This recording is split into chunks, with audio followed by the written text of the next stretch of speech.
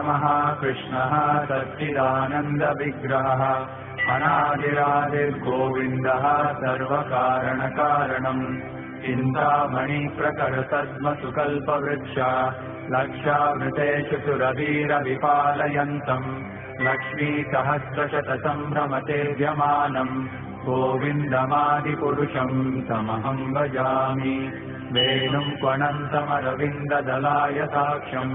बर्हावतम् समसिताम्बुदसुन्दराङ्गम् कन्दस्वकोटिकमनीयविशेषशोभम्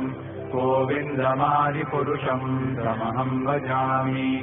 आलोलचन्द्रकलसद्वनमाल्यवंशी रत्नाङ्गदम् प्रणयकेलिकलाविलासम्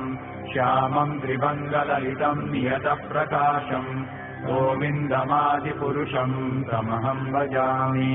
अङ्गानि यस्य सकलेन्द्रियवृत्तिमन्ति पश्यन्ति पान्ति कलयन्ति चिरम् जगन्ति आनन्दचिन्मय तदुज्ज्वलविग्रहस्य गोविन्दमादिपुरुषम् तमहम् भजामि अद्वैतमच्युतमनादिमनन्तरूपम् आद्यम् पुराणपुरुषम् नवयौवनम् च वेदेषु दुर्लभमदुर्लभमात्मभक्तौ गोविन्दमादिपुरुषम् तमहम् भजामि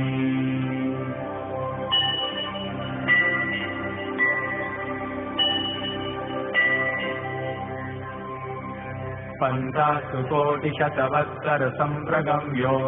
वायोरथापि मनसो मुनिपुङ्गवानाम् सोऽप्यस्ति यत्प्रपदतिन्यविचिन्त्यदस्वे